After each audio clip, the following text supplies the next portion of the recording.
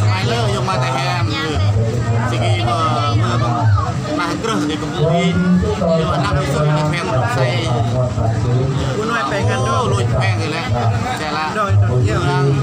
แต่ละกุ้งมากระบวนการกิจกรรมมาบางแนวเป็นจังตั้งกับตีนกีฬานักแพงดอกไซที่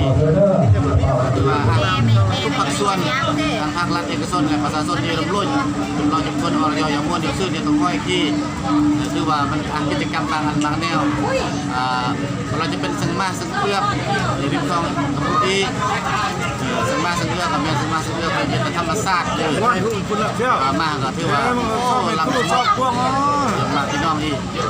โลกกรรมการนะอย่างนั้นโอ้ได้ความยอดที่คนเนี่ยคนนึง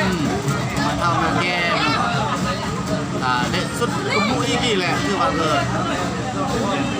นึ่งแจ้งสถิติรักริบคอยมาเป็นอีกที่มันปิ๊กพี่น้องเขาจะได้พบฟังรักษาคือว่าเพื่อนปิ๊กเพื่อนตัวใต้ลงมาแต่แฮมนี่ก็เป็นเรื่องที่เรื่องมันคือว่าที่หุ่นมากเลยฟังรักษาอันนี้คนแฮมไม่ซื้อทอดเยอะโอ้จุดรอจุดคนเลยจนว่าโลกที่จะตั้งล่าหมดแล้วรักย่อหมดแล้วผมก็ที่ปลักเลยรอดดักแพงอุดมไซยังเบอร์ยังบังรอดเด้อรอดตั้งห้อยคนมันเรื่องกับมูอีแต่ว่านำที่สุดในประเทศลาว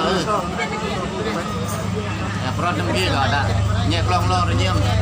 น้ำบังเนี่ยได้คุ้มยากคุ้มวางเนี่ยได้ประเทศความการใกล้เคียงหรือว่าทั่วโลกยังหมดรอดจะว่ายินดีตอนท่าเพื่อแพงอุดมไซย้อนไล่ย้อนต้องห้อยแยงน้องการตุ้มที่ร้องหมดแหละเอาไปเยี่ยมเด้อ